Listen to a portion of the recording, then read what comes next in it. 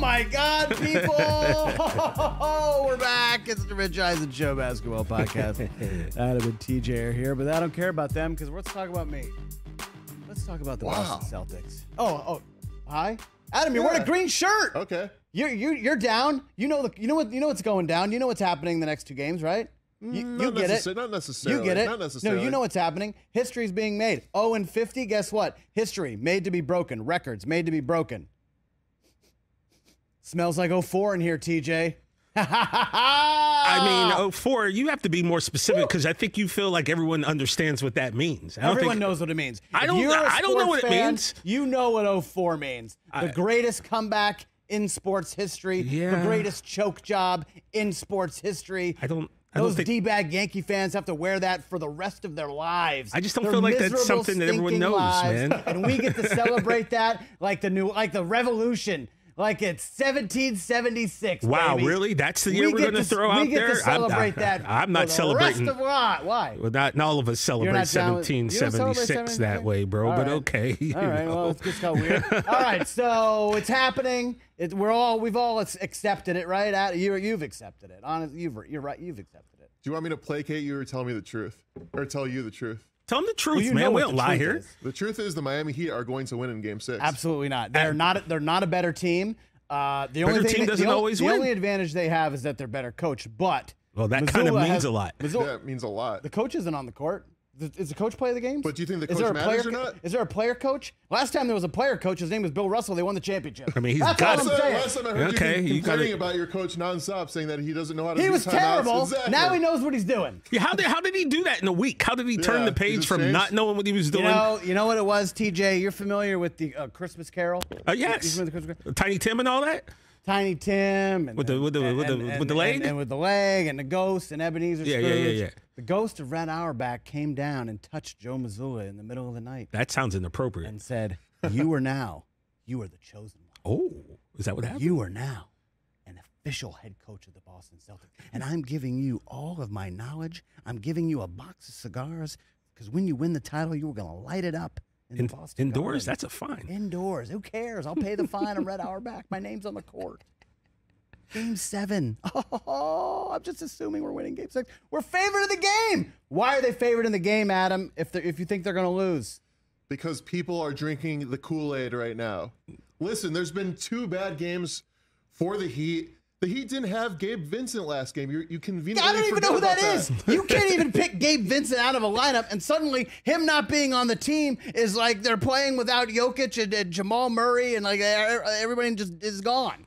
Listen, Gabe Vincent, that's your argument? Yeah, he's made a huge difference. He scored like 30 points. Didn't he score like 30-plus points in like Game 3? I'm pretty sure he did. Let's check these stats. Come on. Go ahead, keep talking. I'm looking. Just keep talking. Yeah, just keep talking about this cockamamie Heat argument. I think you are getting way too overconfident, Brockman. I understand that you're psyched. You're having these dreams of 2004 all over again.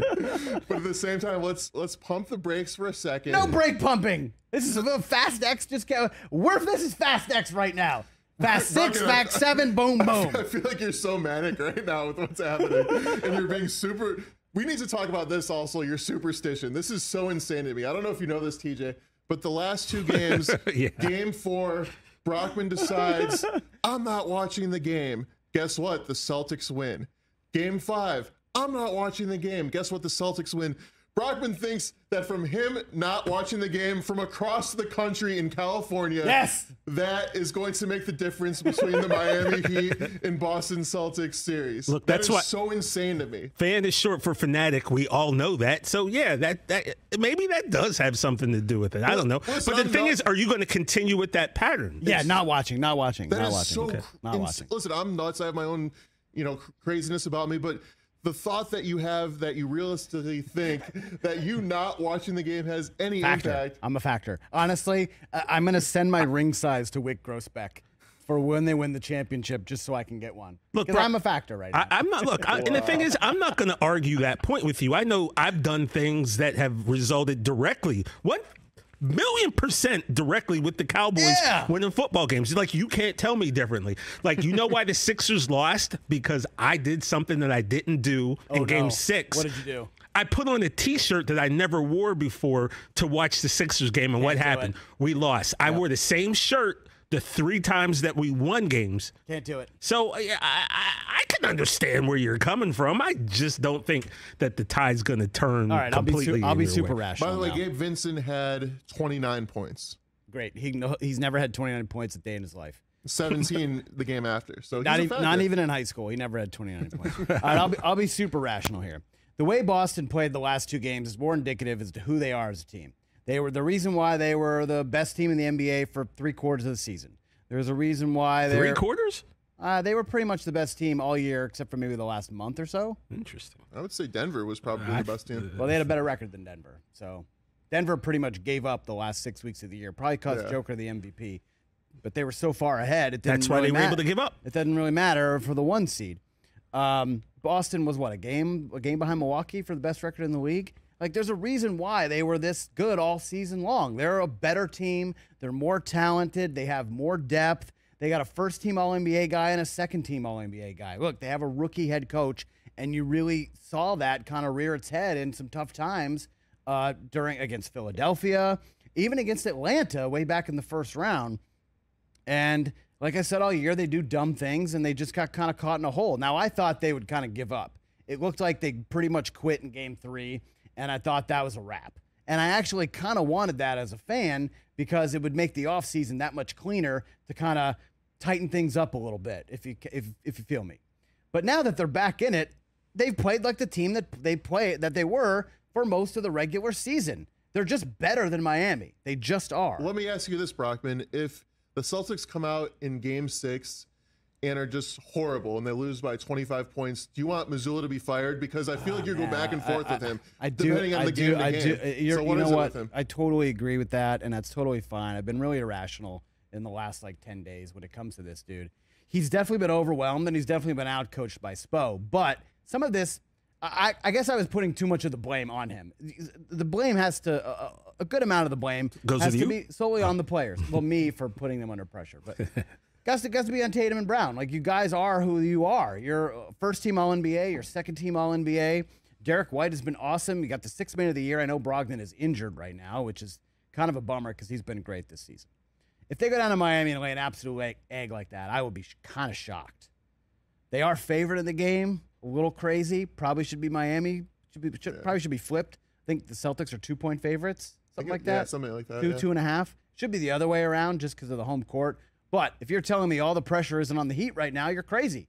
The pressure is all on Miami right now. They have to close this out. Oh, for sure. If they don't win Game 6, you tell me they're going to win in Game 7? No, if they lose Game 6, it's over. No chance.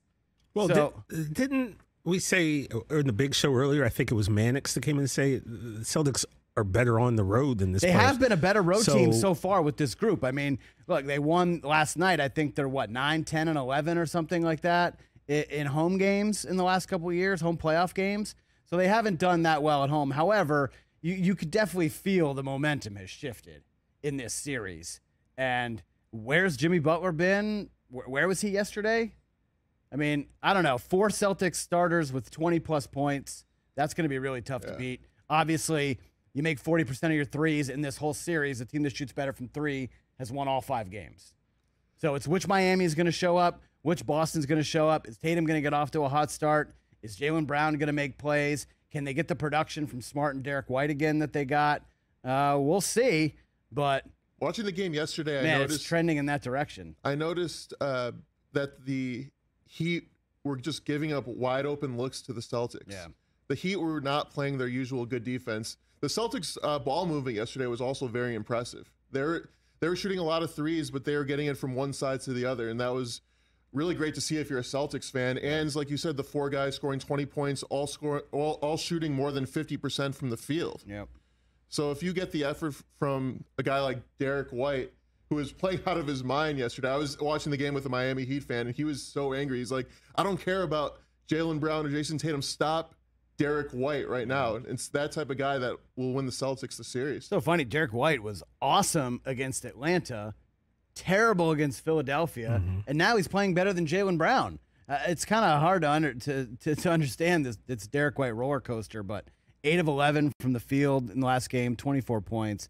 I mean, it's not that Miami shot poorly. Miami shot 51%, but they only made 9 threes. Celtics made 16. You're outscored by 21, and you lose by 13. That's the difference in the game. Yeah. So you really believe that Game 6, the Celtics are just going to come out and just take it? You don't think Jimmy Butler? I don't know. Didn't he essentially? He's guaranteeing pretty much a Game 6 victory. I think I saw that quote earlier.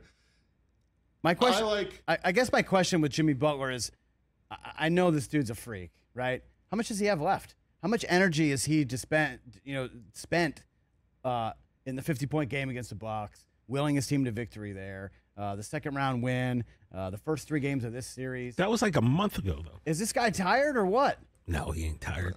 I mean, everyone's tired a little bit. Let's be honest. If you're making it this far and you're not healthy and you're a little tired. He's their whole team. It's not like he has another superstar to rely on. Yeah, but look, man, it's a team effort, right? Bam's a very good player. Bam's been playing all right. Bam didn't look that good yesterday. Yeah, well, no one on their team really did last game. I just...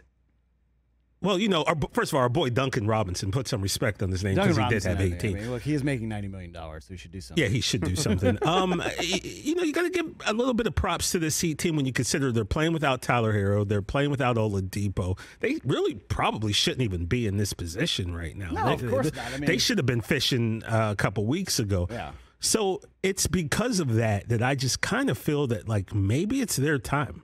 Maybe... I don't necessarily also think that if they lose Game 6, they can't win Game 7. I don't know if I subscribe to that theory, but I'm going to be interested to find out. It's going to be fun to watch, and I'm going to see if Butler, because, when he went up 3-0, you start getting all these people, the comps start coming, Jimmy Butler, he's the closest to Kobe all of a sudden, and blah, blah, and woo-woo.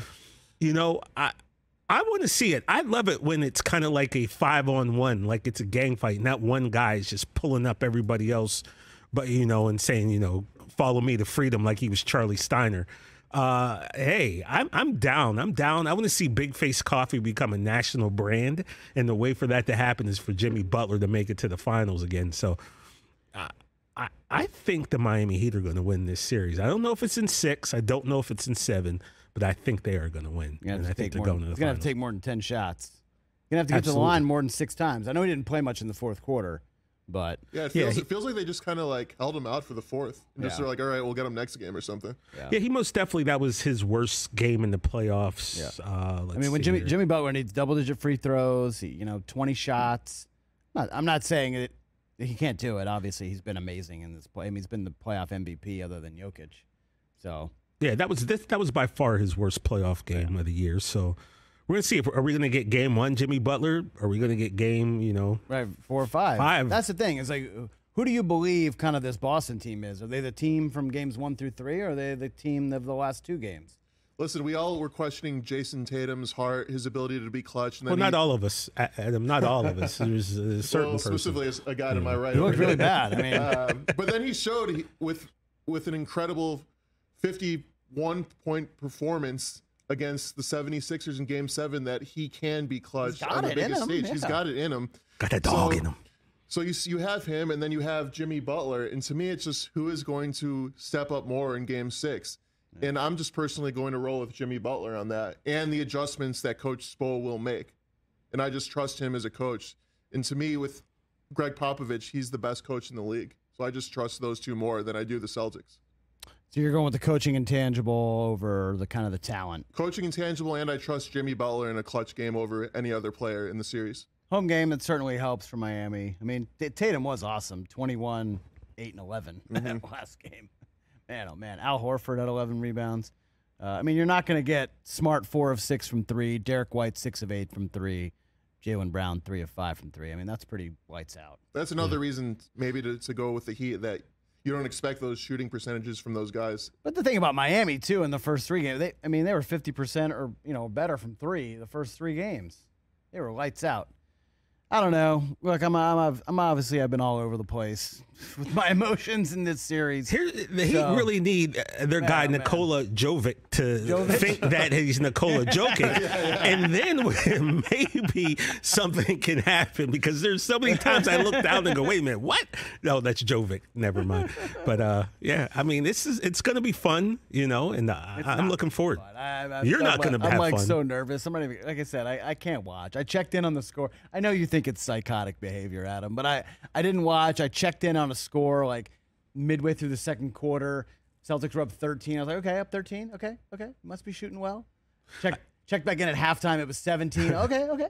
And then I checked back in early fourth quarter. They were up 18. The Heat immediately hit a 3, and I shut it off. I was like, I can't watch. I'm bad luck. What are you doing during this time when the game? I'm just doing like dad stuff. We're playing baseball in the backyard. Okay. We're just like in the pool, kind of like getting dinner ready. I gotta be honest, man. These playoffs have been far more enjoyable when both of my teams are out, because I was not enjoying. Like I was. Physically, I was feeling ill. As you know, I went through a period of 2 weeks of migraines, and I haven't had one in like 2.5 weeks. So that goes to tell you. So for me personally, this has been a pleasure to just be able to sit back and watch basketball without having to feel that anxiety that I know you are going through, the Heat fans are going through. Shout out to my friend Jenny, who's a massive Heat fan, and the Nuggets fans. One thing, though, is kind of bugging me, man. And that's these Nuggets fans who are all of a sudden just walking around saying it with their chest like the Rich Eisen in Canton, Ohio, after a Wolverine over a Buckeye victory. Like, all of a sudden, these Nuggets fans are talking like they're the cock of the walk all of a sudden. You haven't won anything yet, buddy, so relax. Also, I didn't know any of you existed. Like, where have you come from? They were hiding somewhere. I kind of disagree with that, though. Really? You think Nuggets fans are out there? I think Nuggets fans aren't a huge fan base, but what I've noticed throughout the years is at their home games, they have great crowds. Sure, in Denver, absolutely. Yeah, that's what I'm saying. Like, they have a loyal fan base. It's not like a huge fan base. Yeah, and they live in Colorado, Adam. That's true. But that's like, whatever. It's like, that doesn't make them worse fans just because there aren't more of them. No, I know. But all of a sudden, they're getting real mouthy. Yeah. Like real lippy. Yesterday they're like Mannix was on the show. When was he here? Was it yesterday? Wednesday? 2 days ago? So Mannix was here on the big show on Wednesday, and he said, look, people would talk about them more if they were a little bit more interesting. And now all of a sudden everyone's so offended from Colorado that your team isn't that interesting. Right. Yes, you're awesome. Jokic is amazing. Jamal Murray's amazing. I mean, what? I don't know. What about your team is compelling? I can't front. They're a fun team to watch. Yeah. I love watching them. I think they're going to win the championship. I'm definitely rooting for them if they're playing the Heat.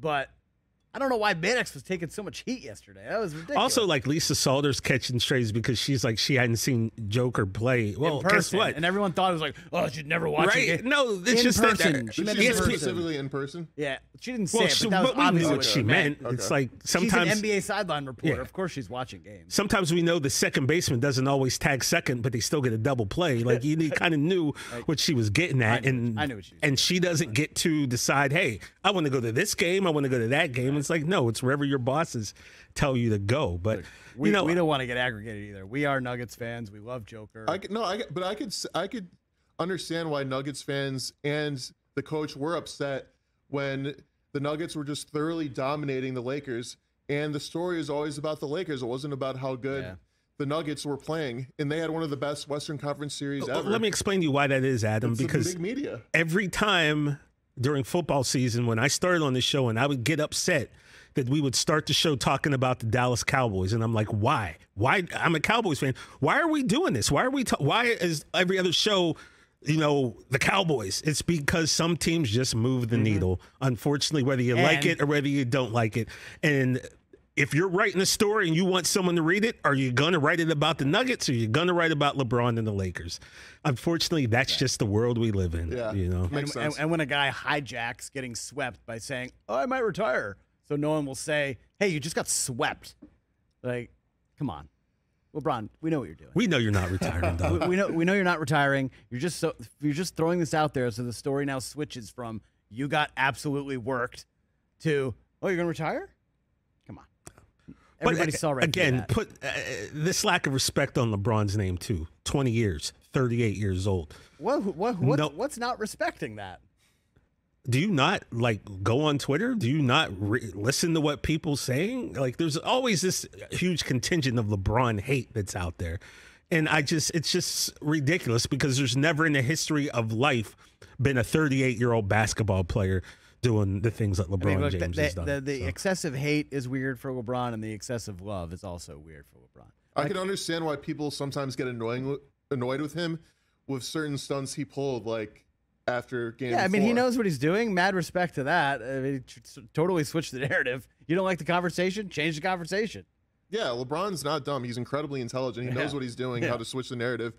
And I'm not a LeBron hater per se. Like I've said before, he annoys me of some of the stuff he does, but I don't, in general, the flopping. I mean, some of the flopping he did against the Nuggets was pretty ridiculous. Like that one move where he just flopped into the guy and the guy had the drink spilled on him. Yeah. It's like, dude, you were like 15 feet away when that happened. Like, there's no way. He doesn't have to do some of the things that he does, but anyway, whatever. Yeah, so I don't even know where we're going with that. No, I don't either. I just want to I mean, it was an impressive performance by Denver. They deserve all the props for sweeping the Lakers, a Lakers team that, a lot of people thought were going to win that series and go to the finals. And I know we've been kind of on Denver this whole playoffs. So, props to us for predicting that. But it's great to see Jamal Murray back at 2020 bubble level Jamal Murray, because he was so special to watch in that bubble. I remember sitting at home, middle of COVID, we were so bored. And then you see Jamal Murray night after night have these incredible games seemingly out of nowhere. That nobody was seeing in person because it was during the bubble. Nobody was there, I know. But everybody was watching, though. And then, of course, he has the terrible ACL injury. He's out pretty much the last 2 seasons. Yep. And then you finally see him emerge as what I believe is the superstar he really is in this series. He was unbelievable in the series. As much as Jokic was good, Murray might have been just as good as him in this series. The thing is, we know Jokic is awesome. When you don't win back-to-back MVPs without being a special player, in a top tier in the league. But to see Murray do this, we almost have to take away the bubble label from his. It's not Bubble Murray anymore. It's just Murray. Just Murray, yeah. Coming out party for him. Great to see. MPJ too, and KCP. I guess they're the king of the 3-letter monikers there, but. They're awesome, man. They're so impressive. I really think they're winning the title. It doesn't really matter who comes out of the East, I think, at this point. Yeah, they're going to have about, 10 days rest before game 1. I know, TJ, sometimes the rust is a real thing when you've had that much time off. But, it could go either way. But it's impressive. They're a really impressive team. And I think either way, we get a really fun finals. Oh, yeah. Whether it's Nuggets Heat, they match up really well with each other. Nuggets Celtics is awesome. You got a bunch of superstars in that game. So I don't know. We'll see. It was funny on Instagram. I saw these memes where they were showing Michael Porter Jr. making the extra open pass. And they're like, okay, the Lakers are cooked if he's passing. Because you never see that guy really pass. And they showed him making some really good passes. There was something like the Lakers. 87 career games he had 0 assists. Yeah. It was something, oh, really? Yeah. It was some ridiculous stat like that. Oh, my God. Maybe the Joker's rubbing off on these guys. Joker always makes the right pass. He makes the right play, it feels like, every single time he has the ball. Yeah, it's super impressive. It's super impressive. TJ, who do you want to be your head coach? Man, that's a good question, man. Philadelphia 76ers. I imagine some of that will get ironed out maybe over the weekend, next week sometime. Monty seems like he could be a good fit. Maybe Nick Nurse. I just want someone who understands how to coach a big man and to put the big man in the proper position. But, we got a lot to decide what to do with James Harden. Are they going to sign him? I don't think that the Sixers are going to pay him the $200 million. I think that would be a mistake at 34 because, like I said, not everybody's 38-year-old LeBron James. He is an anomaly. He is one of one. And I just don't feel like you're going to get that production out of James Harden that would warrant paying him that type of money. So a lot of questions need to be answered right now, man. And my fandom is being held up right now by this.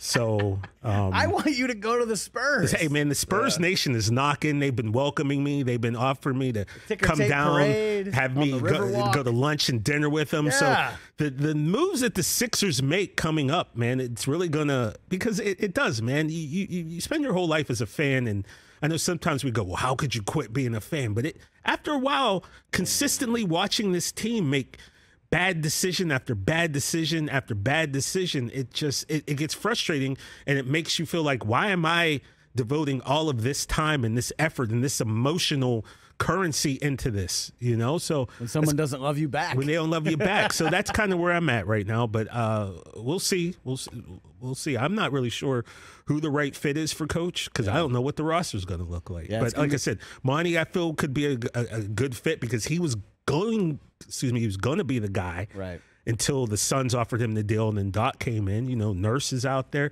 Could it be Sam Cassell? Like, look what Missoula's doing. He didn't know he was the coach until 2 weeks before the season started. He didn't have a chance to prepare, didn't get to pick a staff, and now he's 2 games away from the final. So is it a Sam Cassell situation? Is it something like that, where you're going to give a brand new guy with a fresh voice who hasn't had a chance to be a coach again? Do you put him in that slot? So I'm going to be interested, man. And I know me and the rest of the Sixer fans are watching this and waiting. Yeah, Adam, it's just so crazy. You got 3 really, really, really good teams.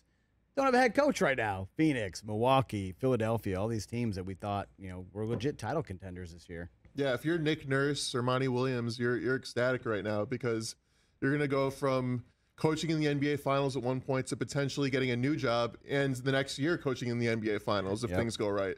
So, yeah, I like Nick Nurse a lot. Me too. This guy has proven himself. He won a championship. His teams were still pretty competitive after Kawhi left. And if I'm the 76ers, that's the guy I'm looking at number 1. I just trust that guy. I think he knows what he's doing. And I think Monty Williams kind of got the shaft with the Suns, unfortunately. Yeah, you know, they made the finals, and maybe they underperformed this year, but the team was essentially a new team this year once they got Durant. They weren't the same team. There are the struggles with Ayton. So I think Monty Williams is a really good head coach, and he deserves another chance. Yeah, it feels like he might be Milwaukee or Philadelphia. I don't know. Think about that. As the new coaches, you get to either coach a superstar in Giannis, a superstar in Embiid, or you get Booker and Durant. It's like, pick your choice. It's unreal. I've never seen that happen before. It's really, really crazy. It's got to be unprecedented in kind of the history of the NBA. All right, we got to wrap this up. What happens? You guys are both taking the Heat? I think so. All right. Heat in 6. Heat in 6. TJ, 7 or 6 games? Let's make it interesting. Let's go with the 7. All right, obviously I'm going to say Celtics in 7. We'll be back next week to preview the NBA Finals. Will I be happy or sad? I have no idea. I'm going to be happy, though, because I get to talk to these guys. All right, that's it. NBA, it's been awesome this year. We knew it was going to be awesome this year, and it's totally lived up to the hype. All right, we'll see you guys next week. Peace. Later.